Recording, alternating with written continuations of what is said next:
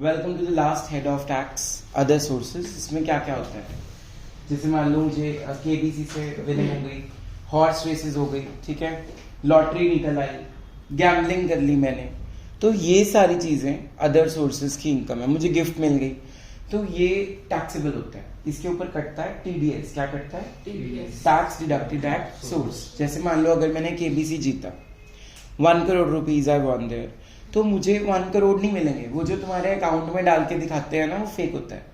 वो बोलता है ना अमिताभ बच्चन कि पहुंच गए आपके अकाउंट में, दैट इज फेक, ठीक है। 30% उस पर क्या कटता है हमेशा? टीडीएस। 30% मतलब अगर 1 करोड़ आपने जीता तो 30 लाख कट जाएंगे टैक्स में। आपको कितने मिलेंगे? 70 लाख। आजकल केबीसी में नीचे लिखा हुआ भी आ गया है कि जो हम ये दिखा रहे हैं account transfer, it's fake, it's just for your knowledge कि ऐसे अकाउंट में ट्रांसफर होते हैं, ठीक है। तो ऐसे ही अगर आप बैंक में अपना एफडी कराते हो, आपको उस पर क्या अर्न होता है? इंटरेस्ट। उसके ऊपर भी क्या लगेगा? टीडीएस। अगर आप पोस्ट ऑफिस में कराते हो तब नहीं लगता था टीडीएस, लेकिन अब उसमें भी आ गया टीडीएस कटना। क्या हो जाएगा? स्टार्ट। तो मुझे शायद ये बात पता नहीं होगी, जब आप अपनी बैंक से अपना कैश विड्रॉ करोगे 1 करोड़ से ऊपर, तो उस पर भी क्या कटेगा? 2% TDS. If you withdraw your own cash from your bank more than ₹1 crore from your saving bank account, it will be also chargeable to tax under the head other sources and taxable under the head TDS, that is tax deducted at source. Okay, let's move further. आज मैं कराने लगा हूं तुम्हें gifts. Page number 232 पे शुरू हो रहा है। Tax treatment of gifts received by any person on और आफ्टर 1 April 2017। सेक्शन को याद करने की जरूरत नहीं है। 2 तरह की गिफ्ट्स मिलेंगी आपको, gift of money that is monetary and gift of property. Property is divided into 2 parts, immovable and movable. Saksham will tell us what is immovable property. Example दो। बिल्डिंग। अच्छा, लैंड नहीं है, लैंड मूव हो जाएगी। Building, land and building और both, ठीक है। और बताता हूं मैं मूवेबल प्रॉपर्टी का आपको बेस्ट एग्जांपल। जो चीज अर्थ से अलग हो गई वो मूवेबल बन गई। जो चीज अभी अर्थ के अंदर ही है वो इमूवेबल है। मान लो मैंने अपनी लैंड के ऊपर बहुत सारे टिम्बर उगाए हैं, ठीक है, पेड़ उगाए हैं बहुत सारे, अभी वो कटे तो नहीं, तो वो भी क्या बन गए? इमूवेबल। बट जब वो कट जाएंगे वो अलग हो जाएंगे, वो क्या बन जाएंगे? मूवेबल। आपने एक कोल माइन बना दी अर्थ के अंदर, अब वो नीचे बन गई ना, उसको भी आप रिमूव तो नहीं कर सकते। आप इस इंटेंशन से तो नहीं बनाते इसको रिमूव करेंगे, किस इंटेंशन से बनाते हो कि हम इसमें काम करेंगे, तो वो भी क्या बन गई? Immovable property. समझ आ रहा है? थर्ड एग्जांपल, तुमने परमानेंटली कोई मशीन डग इन कर दी है मिनरल्स को एक्सट्रैक्ट करने के लिए। वो मिनरल्स तो मूवेबल हैं, पर जो मशीन अंदर गई है अर्थ के, वो क्या बन गई? Immovable. So there are lot of examples other than land and building also of immovable property, and movable means which can be moved from one place to the another. Okay, so पहला topic है gift of money. Where any sum of money exceeding 50,000 in aggregate in any previous year is received by any person without consideration from any person or persons, the whole of such money shall be treated as income from other sources of the recipient. ऐसा मत सोचना अगर सक्षम ने मुझे 60,000 दिए हैं तो 10,000 पे टैक्स लगेगा। नो, पूरा 60,000 पे टैक्स लगेगा, क्योंकि वो अमाउंट 50,000 से ज्यादा है। Important points. Gift of money includes not only cash gift but also cheque, drafts, FDs and NSC, that is national saving certificates. Such sum of money must have been received without consideration. Without consideration, out of natural love, affection हो सकता है वो gift. Third, the aggregate amount of monetary gifts received during the previous year shall be considered. आपने किसी एक बंदे की particular gift के ऊपर टैक्सेबल नहीं करना। अगर मुझे सक्षम ने भी गिफ्ट दिया, विधि ने भी गिफ्ट दिया, कार्तिक ने भी गिफ्ट दिया, तीनों को ऐड करके देखेंगे 50,000 से ज्यादा तो नहीं है, तो एग्रीगेट अमाउंट को कंसिडर करना। Clear? Fourth, such monetary gifts may be received from a person or from more than one person. यही मेरा एग्जाम्पल था। एक पर्सन से भी मिल सकती है और बहुत सारे लोगों से भी गिफ्ट्स आपको मिल सकती है। Next is immovable property. So where any immovable property is received by any person from whom any person without consideration having a stamp duty value exceeding 50,000, the stamp duty value of such immovable property of immovable properties shall be an income under the head other sources. उसने क्या बोला इस paragraph के अंदर, अगर कोई भी gift आपको इमूवेबल मिला है और जिसकी स्टैम्प ड्यूटी वैल्यू किससे ज्यादा है 50,000. What is stamp duty value? जैसे प्रॉपर्टी के कागज होते हैं ना, तो उस पर स्टैम्प ड्यूटी लगती है. जो गवर्नमेंट का एफिडेविट होता है ना, जो कोर्ट का पेपर होता है, लीगल डॉक्यूमेंट, तो उसके ऊपर एक स्टैम्प ड्यूटी होती है अकॉर्डिंग टू 10 रुपीज से शुरू हो जाती है. तो इट विल गो इन करोड़. तो अगर 50,000 से ज्यादा it shall be taxable. Clear? Okay. तो यहाँ पे भी the stamp duty value of such immovable property will be taxable. So gift of immovable property for इनएडिक्वेट consideration. इनएडिक्वेट का मतलब क्या है? 10 लाख रुपए का माइक्रोवेव मैंने 5 रुपए में दे दिया, तो इनएडिक्वेट कंसिडरेशन. समझ आया? Where any immovable property is received for consideration which is less than the stamp duty value of the property and excess of stamp duty value is more than the higher of the following amounts. अगर stamp duty value 50,000 से ज्यादा है and an amount of equal to 10% of consideration, जो कि पहले rate था 5%, अब कितना कर दिया उन्होंने 10% of consideration. अगर इन दोनों अमाउंट से आपका वो वैल्यू ज्यादा है तो इट शैल बी टैक्सेबल. लेकिन यहाँ पे टैक्सेबल कौन सा अमाउंट होगा?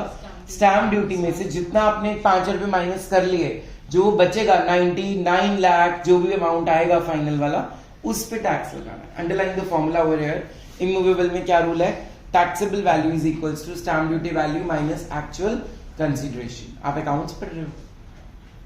माइनस करके देख लेते हैं क्या कर रहे थे सर. ग्रुप में वो मैसेज आया था टाइम का. क्या टाइम का है? वो ज्यादा इंपॉर्टेंट है. देखना, immovable property refers to land और बिल्डिंग और बोथ. ठीक है भाई? Such an immovable property must be a capital asset. Obviously वो capital asset होनी चाहिए in the hands of a recipient. Thus if immovable property does not constitute a capital asset in the hands of recipient individual or HUF, it would not be taxable in such a case whether such receipt is for adequate consideration. This is important point. इसको खुद पढ़ना फिर जाके mark कर लो. Read it yourself. Stamp duty limit of 50,000 is applicable for each immovable property received. हर एक की property का अलग से आपने चेक करना है 50,000 रुपए से ज्यादा है कि कम है. इसमें एग्रीगेट नहीं देखना. Clear? Next, number 4. Stamp duty means the value adopted. ये कुछ नहीं है. इफ द असेसी डिस्प्यूट्स, ये भी कुछ नहीं है. In case of property being referred to in second provision for being a residential unit subject to certain condition, excess of stamp duty value or actual consideration should be more than 20%. वो कहता अगर आपको घर मिला है residential house, तो जहां हमने ऊपर सेकंड प्रोविजन में 10% वाला रूल पढ़ा था ना, पढ़ो दोबारा वो rule. The amount equal to 10% of consideration. वो 10 की जगह क्या लेना है? 20 लेना है अगर वो रेजिडेंशियल हाउस प्रॉपर्टी है. Clear? Next, gift of property specified other than immovable property without consideration and for inadequate consideration. Without consideration मतलब फ्री में मिला है. inadequate means वही 5 रुपए में मिल गया आपको. ठीक है? अगर तो बच्चे वो फ्री में मिला है तो वही चेक करना है. 50,000 से ज्यादा होगा तो पूरी की पूरी वैल्यू क्या हो जाएगी? टैक्सेबल. अगर inadequate है, inadequate means 5 रुपए उसने रख लिए थे, तो जितनी उसकी स्टैम्प ड्यूटी वैल्यू थी या FMV थी, यहाँ पे FMV लेते हैं, स्टैम्प ड्यूटी नहीं होती इनकी, फेयर मार्केट वैल्यू लेते हैं. क्या लेते हैं? Fair market value. तो उसमें से जितना एक्चुअल कंसिडरेशन होगा 5 रुपीज, वो क्या कर लेंगे हम? Minus. Rest shall be taxable. अब इंपॉर्टेंट पॉइंट्स क्या क्या है? प्रॉपर्टी में क्या क्या इंक्लूड होता है? नंबर 1 पढ़ो जल्दी से. Shares and securities, jewellery, archaeological collections, drawings, painting, sculptures, art of work and Boolean. Boolean means foreign exchange reserves. Clear? ये सारे प्रॉपर्टी के अंदर, इमूवेबल के अंदर इंक्लूड होंगे. Okay, next. Thus, movable property does not include. Movable का मतलब ये नहीं है जो चल के जा रही है, like motor car, furniture, household equipments, clothes. ये capital assets नहीं होती. Fine. Such property must be a capital asset in the hands of the recipient. If the property does not constitute a capital asset, then it would be taxable in such a case whether such receipt of property is without consideration or for inadequate consideration. ये जब हम practical करेंगे तब तुम्हें clear हो जाएगा point. कौन सी चीज कैपिटल एसेट है, कौन सी चीज कैपिटल एसेट नहीं है. तो क्या कह रहा है इस पैराग्राफ में? अगर वो कैपिटल एसेट नहीं है तो आप चेक करोगे कि वो एसेट जो उसको मिली है वो कंसिडरेशन के बिना मिली है या कम पे मिली है. फिर उसका रूल तुम्हें पता है क्या करना. Next, the aggregate amount of gift of above specified properties from one और मोर शैल बी कंसिडर्ड. सारा एग्रीगेट देखेंगे हम. Third, fair market value of property, इसका कुछ नहीं है. अब हम पढ़ते हैं अगर आपको गिफ्ट मिला है मनी का या प्रॉपर्टी का, शेल नॉट बी टैक्सेबल। ठीक है, किस किस से अगर आपको गिफ्ट मिला टैक्सेबल नहीं है। Number 1 from any relative. अब रिलेटिव कौन है, पढ़ो रिलेटिव का मीनिंग टैक्स में क्या है। स्पाउस ऑफ द इंडिविजुअल, मतलब अगर कार्तिक है तो उसकी वाइफ ने अगर उसको कोई गिफ्ट दिया है, that is not taxable. Number 2 brother और sister of the individual, Kartik के ब्रदर या कार्तिक की सिस्टर ने जो गिफ्ट दिया है वो भी टैक्सेबल नहीं होगा। थर्ड ब्रदर और sister of the spouse of the individual, मतलब कार्तिक की वाइफ की भाई बहन ने अगर कोई गिफ्ट कार्तिक को दिया, that shall also be not taxable. Fourth brother और sister of either of the parents of the individual, Kartik के दोनों मॉम डैड में, दोनों का मतलब क्या है, स्पाउस वाले इन लॉज भी और अपने mom dad maternal mom dad भी, दोनों से अगर गिफ्ट्स मिल रहे हैं वो भी टैक्सेबल नहीं होंगे। कार्तिक खुश हो जा। एनी लीनियल डिसअसेंडेंट और descendant of the individual. Saksham, what is ascendant and descendant?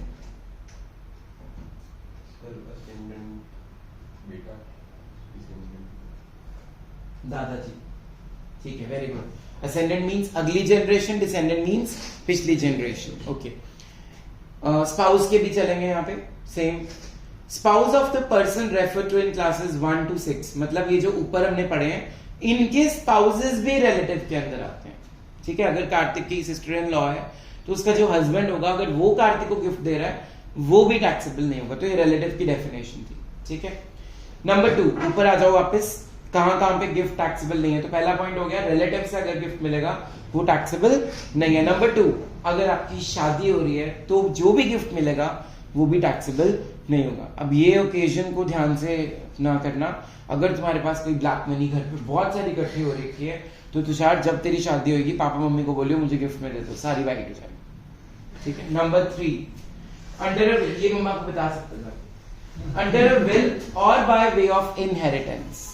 अगर आपको कोई भी पुश्तैनी जमीन कुछ भी मिला है, विल का मतलब क्या है, प्रॉपर्टी जब पेरेंट्स अपनी विल लिख के चले जाते हैं जो नेक्स्ट पास ऑन होती है उसको बोलते हैं। Number 4 in case of death of the pair, अगर आपको किसी भी लोकल अथॉरिटी से मिल रहे हैं, फंड या फाउंडेशन से मिल रहे हैं, हॉस्पिटल से मिल रहे हैं, मेडिकल इंस्टीट्यूट से मिल रहे हैं, कोई भी ट्रस्ट इंस्टीट्यूट से मिल रहे हैं, कोई भी एचयूएफ ने अपने मेंबर्स को बांट दिया हिस्सा, उनकी वो हो गई, बंटवारा हो गया उनके घर में, वो लोग, any way of transaction not regarded as transfer.